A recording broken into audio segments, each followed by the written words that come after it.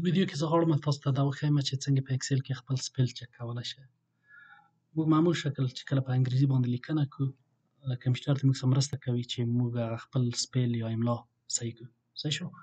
نو د دې په خاطر باندې چې موږ باید وپوهیږو، باید ټکس ولرو.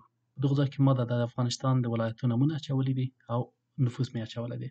نومونه په معمول شکل باندې کمپیوټر نشي درکولی، د دې په خاطر باندې چې هغه په هر ځای کې په مختلفو رقمو باندې لیکل کېږي.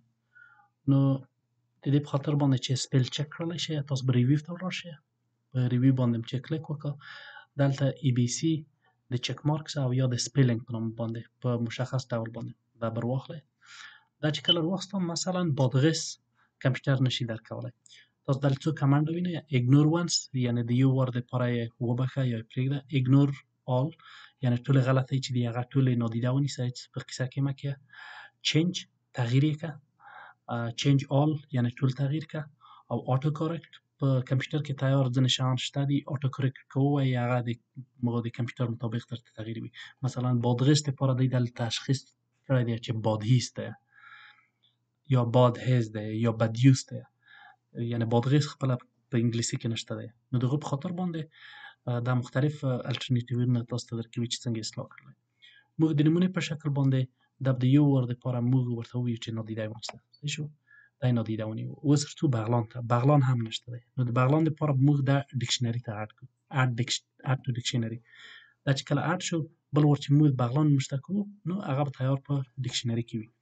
بامیان مثلا په بی ای ام آی وای ای ان باندې لیکلی دی، هر څه یې دا تغییر کړو. چینج ووایه، هغه شی چې خپله کمپیوټر موږ ته پیشنهاد کړی و هماغه هلته ونیوه. صحیح شو؟ دایکندي موږ دته ورته وایي دلې دایکندي یو رقم سپیل کړی دی، دلې په ډي ای آی دی او په انټرنیټ کې یا هغه کوم تیار چې موږ موجود لرو هغه ډي ای وای دی او د دې پیشنهاد ډي ای آی دی.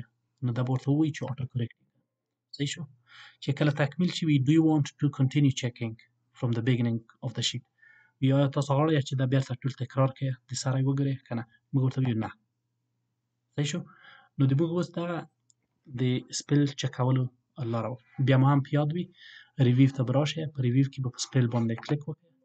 په دې باندې چې کلیک کړه، که چېرې غلطي نه وي تاسو ته دا مسیج درکوي، یا تاسو غواړئ چې بیا یې تکرار کړئ که نه. صحیح شو؟